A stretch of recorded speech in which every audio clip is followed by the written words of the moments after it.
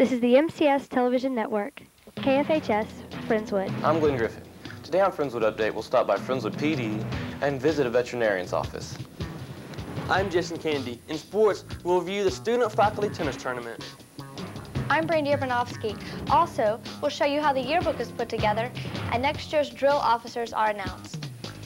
These stories and more next on the final edition of Friendswood Update.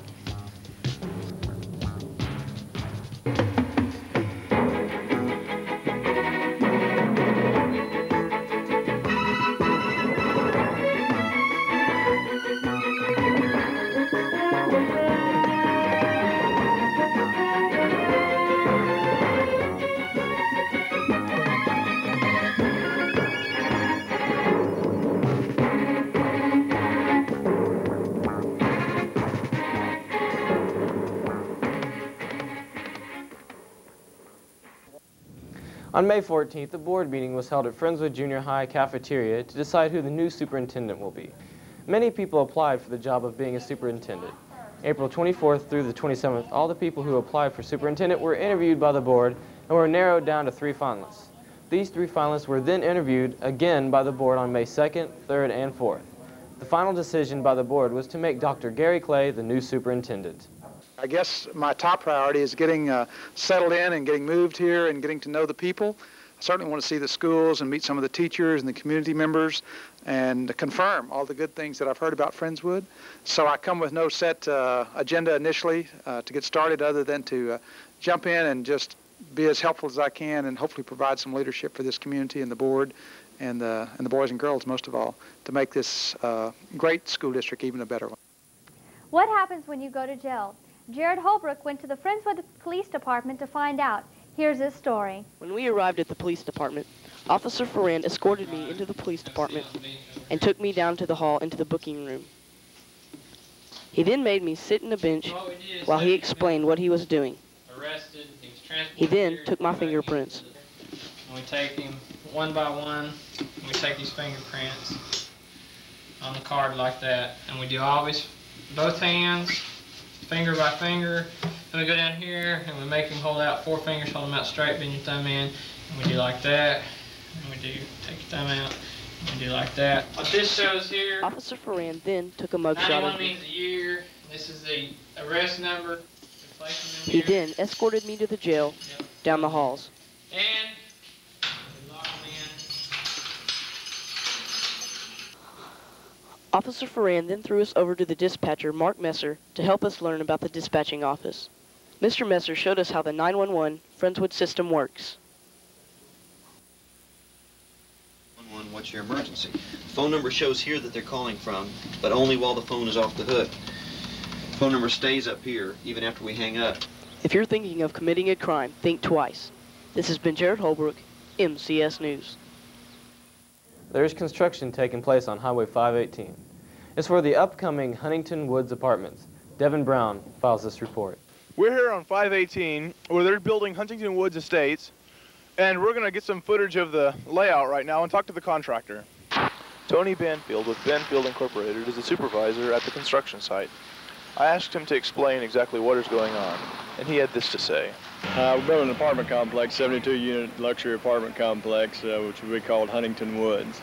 And we're looking at about 72 units here, and we're looking for occupancy of the first units to be around a little after July 1st with a completion date of September. From 518 where they're building Huntington Woods Apartments, this has been Devin Brown, MCS News. This weekend, the American Red Cross, Bay Area, and Galveston County volunteers will hold an emergency mock drill. 25 volunteers will simulate disaster relief such as organizing personnel and resources, surveying damages, opening shelters, feeding and assisting victims. Red Cross radio-equipped vehicles will drive through the neighborhoods. For more information, call 333-9700. Friendswood Veterinary Clinic has been a part of the Friendswood community for several years. Brian Main went to talk to Dr. Alexander Young, and here is what he had to say. Friendswood Veterinary Clinic takes care of many animals per day. Dr. Alexander Young talked to me about many of the problems among animals. Heartworms, fortunately, are a treatable disease as long as the dog is detected fairly early. But there is a fairly uniform treatment that involves a specific kind of injectable arsenic that is given to the dog in a series of injections. Most times we have to do some blood work and some chest x-rays and get the dog ready beforehand to make sure that he is well enough to tolerate the medication. He also showed me some of the equipment he uses for surgery on animals. The other machines that you see down here are just heart monitors. This is an oscilloscope that gives you a tracing when the heart is functioning and such, and this just tells the rate at which the heart is beating.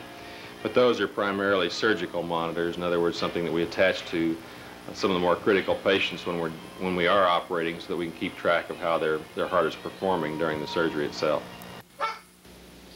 Reporting on the Friendswood Veterinary Clinic, this has been Brian Main, MCS News. The Friendswood Ballet Association is hosting its second annual International Dance Camp. The camp will be held from June 3rd to the 7th in New Caney, Texas. The dance camp is open to serious students from ages 8 to 18.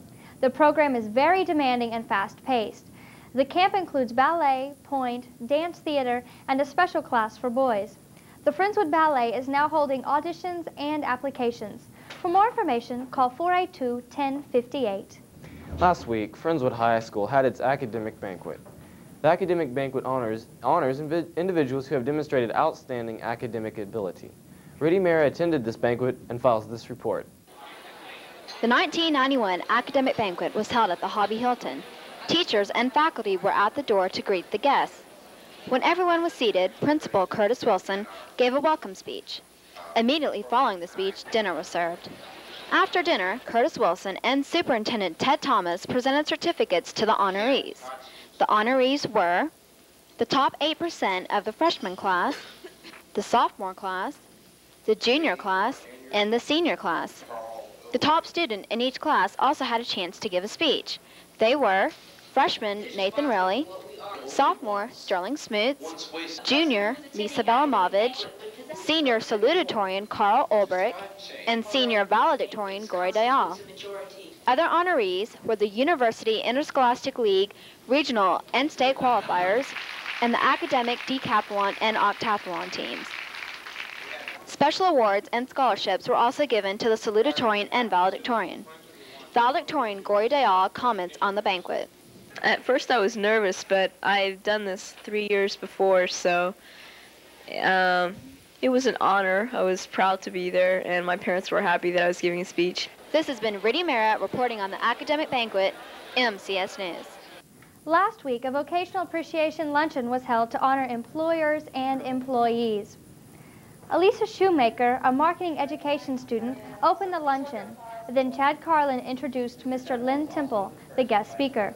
Mr. Temple spoke in favor of the vocational program and lectured on the positive effects of hard work. Many awards were given out to deserving students. On Tuesday, the Friendswood High School had a fire drill. The fire drill happened during third period, and there was some suspicion when a fire truck pulled up. There was no fire, though, and the students shortly returned to class. The students, however, had a new respect for the fire drill since the incident 2 weeks ago in the auditorium. In my final segment of year-round schooling, I talked to underclassmen to find out their opinions on the issue. Year-round schooling is an issue that the Friendswood Independent School District is looking into. In part 1 and 2 of this series, I talked with teachers and administrators. This time, I talked to students to find out that they had adverse opinions also. I think it's a good idea, but it's an idea that has to be implemented throughout the whole community. It can't just take place for the school, because if it is put into effect, then everyone has to revolve their lives around it, vacations, and everyone's got to be on the same track. So it's a good idea, but it needs a lot of work. I think there's good and bad sides to both. We just need to take a look at the options we have. It'll enable the crowding of the schools to be worked out. Well, I think it's a waste of student and teacher time because, we just don't get any time in the summer off, and I don't know. I just don't like the idea at all. This has been Brandy Urbanowski, MCS News. Last Friday, guest speaker Dr. Goodgame spoke to all the health classes. The topic was mainly AIDS and other sexually transmitted diseases, and Dr. Goodgame informed the students of the symptoms and dangers of these diseases. Discussion was opened up to any questions the students had, and they learned about the truth about AIDS and from someone who has actually dealt with diseased victims.